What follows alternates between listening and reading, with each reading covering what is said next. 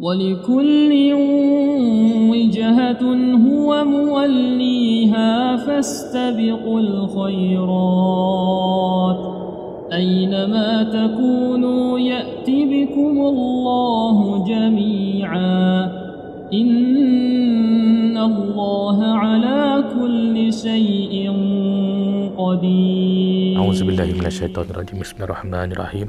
بسم الله توكلت على الله لا حول ولا قوة إلا بالله. Assalamualaikum warahmatullahi wabarakatuh dan salam sejahtera. Alhamdulillah, atas izin Allah Subhanahu wa taala, malam ini kita akan siarkan kembali kisah seram daripada kiriman pengirim yang seterusnya di dalam Kisah Seram Alam Jin. Sebelum tu saya mohon jasa baik korang semua yang ada sifat prihatin, marilah sama-sama kita doakan buat rakyat Palestin. Semoga Allah Subhanahu wa taala memberikan mereka keselamatan dalam mereka mempertahankan, memperjuangkan di tanah umat Islam, di tanah Palestin. Amin ya rabbal alamin. InsyaAllah. Kejadian malam ini berlaku di Jitra, Kedah. Dengan lebih tepatnya, lokasi yang berkait rapat untuk kisah malam ini berada di Pekan Napoh.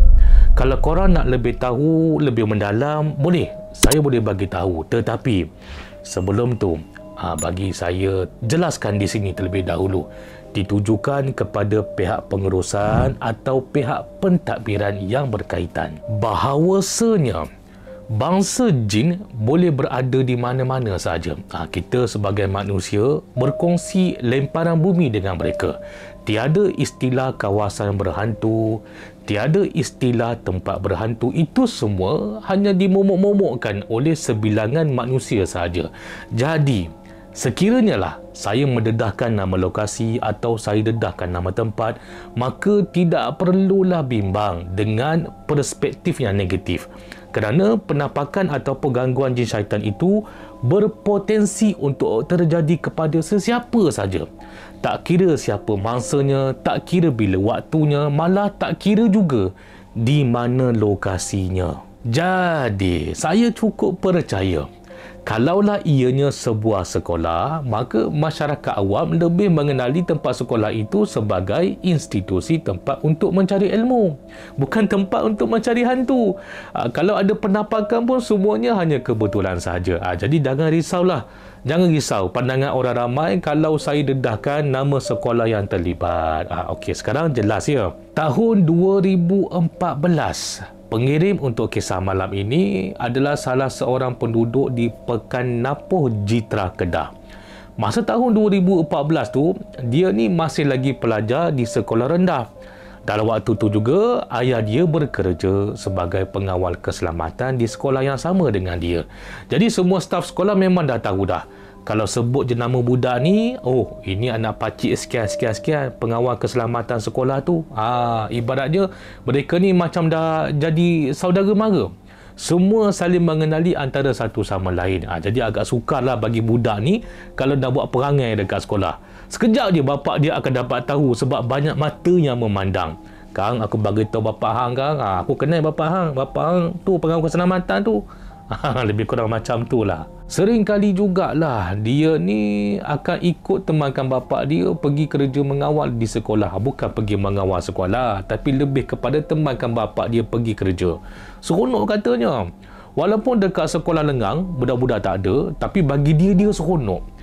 Bila dia tengok sekolah tu, hati dia jadi seronok, jadi tenang. Ni namanya pelajar yang sayang pada sekolah. Bagus budak ni. Cumanya, tanpa dia sedar, kadang-kadang dalam longgokan beras, ni ibarat kata-kata Melayu lah, kadang-kadang dalam longgokan beras akan kelihatan ada kutu di sebaliknya. Kau dah faham tak apa maksud saya? Itu yang terjadi pada pengirim dalam kisah ni. Sewaktu dia masih lagi pelajar di sekolah rendah yang bernama Sekolah Kebangsaan Hosbah. Mari kita dengarkan pengalaman seram kiriman daripada pengirim yang ingin dikenali dengan nama asalnya Saudara Izham.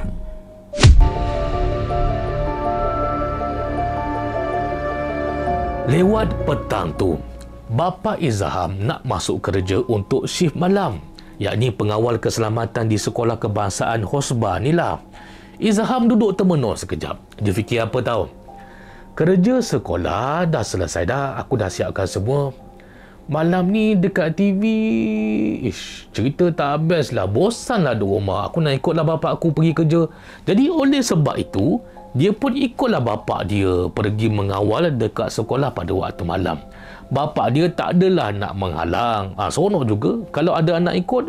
Selalunya seorang-seorang je mengawal dekat sekolah kan. Kali ni sekurang-kurangnya ada peneman untuk dibawa berbicara, untuk dibawa bersembang dekat sekolah antara anak dan juga ayah. Malam tu dekat sekolah, mana je bapak dia pergi, mesti Izham ni akan ikut.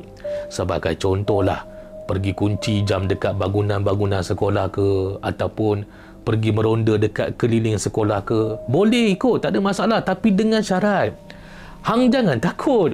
Andai kata hang ada rasa macam takut, bagi tahu terus terang je. Lebih baik hang duduk diam-diam dekat dalam pondok pengawal.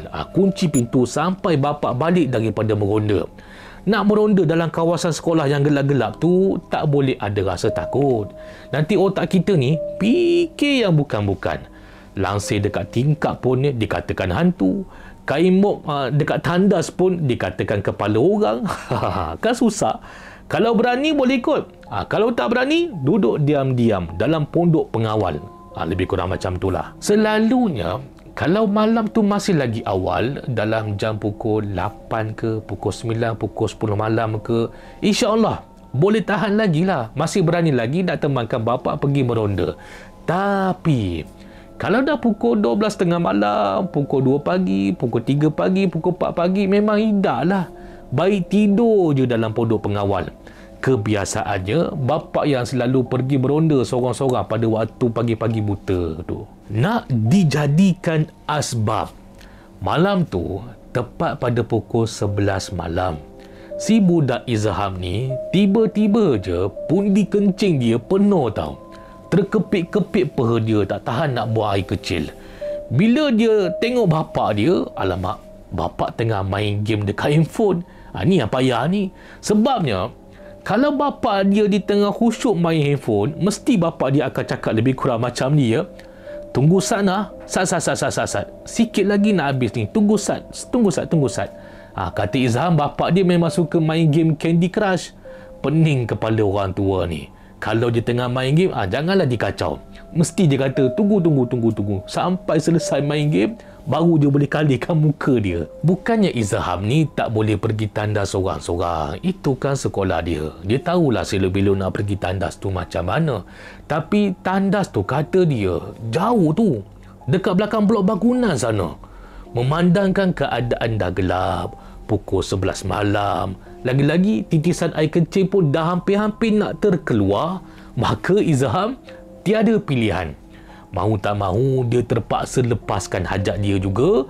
Hanya di belakang pondok pengawal saja. Mak ai harap betul budak ni. Tapi nak buat macam mana? Itu je tempat yang dia fikirkan sesuai pada waktu kecemasan ni. Tak apalah, nanti bila dah selesai, siramlah dengan air botol mineral. Kalau tidak nanti naik bau hancing pula. Bila dah namanya kencing, hasil daripada menahan dalam tempoh yang lama, maka tak hairanlah Izham ni memakan masa yang lama juga untuk keluarkan kesemua air yang bertakun dalam perut dia. Betul tak korang semua? Sementara nak tunggu air kencing dia selesai, sambil itu dia melihat, dia menolehkan pandangan dia ke arah bahagian kantin sekolah. Lama dia tengok tau. Satu persatu dia tenung. Oh, itu tempat dia selalu beli air. Itu pula tempat dia selalu beli nasi lemak dengan makcik kantin. Situ tempat dia basuh tangan. Hujung situ tempat dia selalu melepak dengan kawan-kawan dia. Dan itu pula, itu apa pula tu? Dalam banyak-banyak tempat dalam kantin tu yang dia tengok, yang dia kenal pasti, ada dalam satu sudut bahagian tu yang buatkan dia rasa pelik. Antara banyak-banyak kipas yang tergantung, kipas silin dekat dalam kantin, ada satu kipas yang pelik. Kenapa kipas tu ada kain? Kipas lain tak ada, kipas tu je ada kain. Bukan kain putih, tapi seakan-akan kain putih yang dalam keadaan kotor. Macam warna yang dah kena lumpur, putih ke kuning-kuningan. Izham berpendapat, makcik kantin ni memang sengaja ke gantung kain dekat situ? Kenapa? Kain tu basah ke? Dia jemur kain tu dekat atas kipas ke? Bila dah semakin lama Izham tengok, semakin lama dia tenung, semakin jelas dia dapat perhatikan satu persatu ada apa dekat kain tu. Pada awalnya tadi, dia hanya perasan kain sahaja yang tergantung. Tapi tidak. Rupa-rupanya baru dia sedar. Ini yang seram ni. Saya tengah meremah ni tau. Izham baru sedar. Dekat kain tu juga, rupa-rupanya ada kepala dan juga ada rambut. Ui, seram. Posisi kepala tu betul-betul sedang berpaling menghadap ke arah Izham sekarang ni. Macam benda tu dapat tahu tau. Izham tengah tengok dia tergantung dekat kipas kantin sekolah. Cuba korang bayangkan. Penampakan yang dikatakan oleh Izham ni, saya tak pastilah sama ada jin menjelma sebagai Pontianak ke, ataupun Langsui ke, ataupun seangkatan dengan dia ke, wallahualam, saya tak tahu.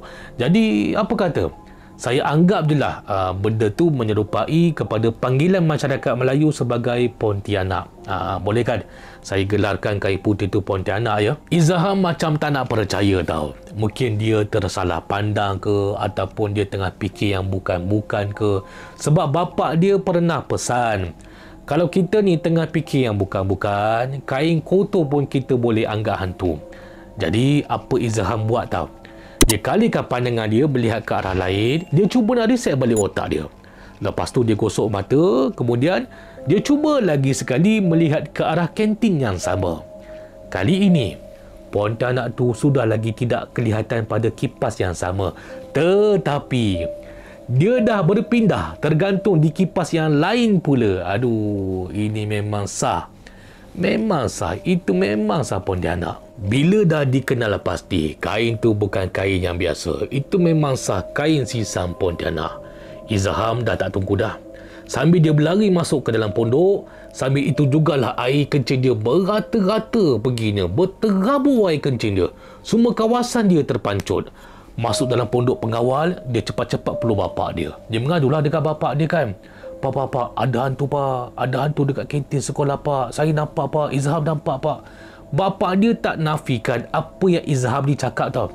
Sebab sambil Izham dia peluk bapak dia dapat rasa tau. Badan si budak Izham ni menggigil ketakutan. Jadi ini bukan perkara yang main-main. Mesti anak dia cakap benda yang betul. Lagi-lagi bila air kencing anak dia dah terkena dekat seluar bapak dia sekarang ni. Memandangkan keadaan Izham dah macam tu, bapak dia cepat-cepat keluar daripada pondok. Nak pergi melihat di mana yang anak dia kata nampak hantu tadi. Bila Izham ni tunjukkan jari dia dekat bahagian kipas kantin sekolah, Pontianak tadi langsung dah hilang. Dah tak ada tergantung dekat kipas. Cumanya mata bapak Izham ni jangan dibawa main-main. Mata bapak dia tajam tau. Walaupun dalam keadaan gelap, tapi bapak dia masih lagi boleh menangkap di mana sembunyinya Pontianak tu tadi. Bapak dia nampak Pontianak tu dah berpindah, dah bersembunyi dekat bahagian hujung kantin sekolah. Bapak dia kan dah biasa meronda dekat bahagian sekolah, termasuk dekat bahagian kantin. Jadi bapak dia tahulah tempat-tempat yang tidak sepatutnya ada penampakan kain putih yang bergantungan. Bapak dia pun pergilah dekat sikit dengan Pontianak tu. Dia pergi tidaklah terlalu hampir dan juga tidaklah terlalu jauh. Dalam jarak yang dianggap sesuai sahaja. Tanpa membuang masa, atas pegangan amanah pada kerja, bapak dia pun memainkan peranan selaku pengawal keselamatan dan juga selaku orang yang beriman kepada Allah Subhanahu Wa Taala. Selepas selesai baca surah-surah lazim, bapa dia melaungkanlah azan. Allahu Akbar, Allahu Akbar. Sampailah azan tu selesai. Kemudian, Pontianak tu pun turut serta hilang buat selama-lamanya. Itu shift bapa dia lah. Tak pernah lagi bapa dia nampak Pontianak yang sama. Mungkin Pontianak tu dah serik kot. Kalau shift orang lain tu, wallahualam, tak tahulah pula kan. Apa jadi pada nasib Izham malam tu? Macam biasalah. Namun pun budak masih lagi lemah semangat. Keesokan paginya, izham tidak sihat kerana demam dalam masa untuk tempoh 2-3 hari. Nasib baik esok cuti sekolah. Kalau tidak, terpaksa MC. Itulah kisah pengalaman seram kiriman pengirim yang bernama Saudara Izham, berasal daripada Napoh Jitra, Kedah. Kalaulah kita berada di tempat beliau, nampak ada pontianak tergantung dekat atas kipas, ada kepalanya, ada rambutnya, seram babe. Kalau kita berada di tempat dia, memang seram. Kita kena cuma berimajinasi saja. Walaupun berlaku pada tahun 2014, tapi ianya dah jadi sebahagian memori yang sukar dilupakan oleh Izham ni. Jika nak dibandingkan, ada sebilangan kecil ataupun ada sebilangan besar daripada kita semua yang langsung tak pernah ada pengalaman walau sedikit pun diganggu dengan jin bersifat syaitan. Jadi dengan hasil perkongsian macam inilah, kita serba sedikit dapat tahu apa yang berlaku di sekeliling kita. Benar atau tidak tu, wallahu a'lam. Hanya Allah Subhanahu Wa Taala dan Tuan Badan sahaja yang tahu.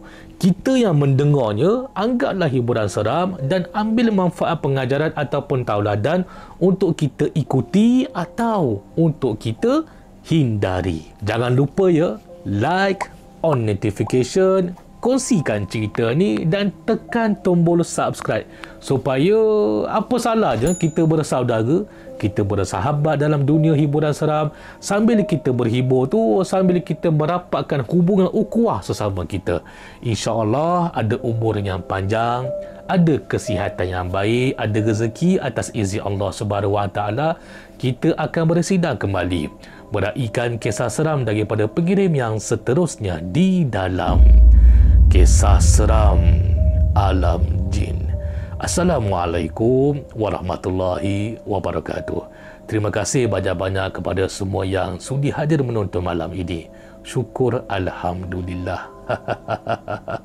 A'udzu billahi minasy syaithanir rajim. Wa nunazzilu minal Qur'ani ma huwa shifaa'un ورحمة للمؤمنين ولا يزيد الظالمين إلا خسارا.